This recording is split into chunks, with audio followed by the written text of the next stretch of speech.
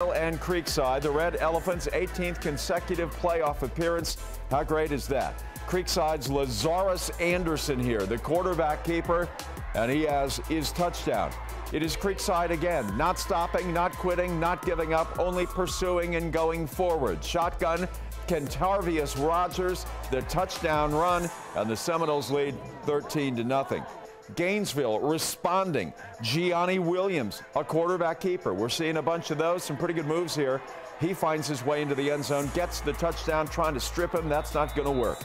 But the next kickoff, Creekside starts to run up the score. Here they come. They win 47-12, and they will play the winner of the game of the week. And we will show that coming up very shortly.